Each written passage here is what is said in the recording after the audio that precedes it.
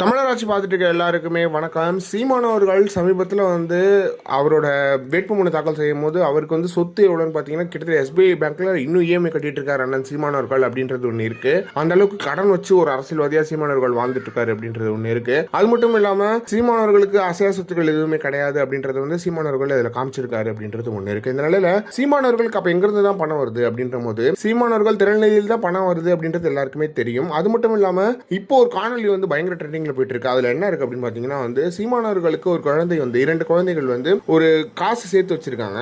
உண்டியல காசு சேர்த்து வச்சு அந்த காசை நாம் தமிழர் கட்சி சீமானவர்கள் பேசிட்டு இருக்காங்க. அதற்கு வெயிட் பண்ணி சீமானவர்களுக்கு அந்த உண்டியல கொடுத்திருக்காங்க அப்படின்றது ஒண்ணு இருக்கு. ஏற்கனவே ஒரு உண்டியல ஒரு இடத்துல கொடுத்திருந்தாங்க. சோ இப்படிதான் சீமானவர்களுக்கு பணம் வருது அப்படின்றது இந்த காணொலியில் ப்ரூவ் ஆகுது அப்படின்றது ஒண்ணு இருக்கு. என்னன்னா அந்த தமிழ் தேசிய உணர்வு அந்த குழந்தைங்களுக்கும் போய் சேர்த்து நிற்கு பாருங்களேன். சீமானவர்கள் பேசுறத அந்த குழந்தைகள் பார்க்கும்போது நம்ம சீமான் பெரியப்பாக்கு நம்ம சீமான் மாமாக்கு நம்ம கொடுக்கணும் அப்படின்ற ஒரு எண்ணம் வருது இல்லையா? அதுதான் சீமான் அவர்களை இன்னுமே ஒரு மிக சிறந்த அரசியல்வாதியா மாத்துது அப்படின்றது ஒன்று இருக்கு. எத்தனை வாகன பரப்புரை, எத்தனை பொதுக்கூட்டங்கள், வெறும் 10 நாள் தான் ஆச்சு எலெக்ஷன் தேர்தல் 10 நாள் இருக்கும்.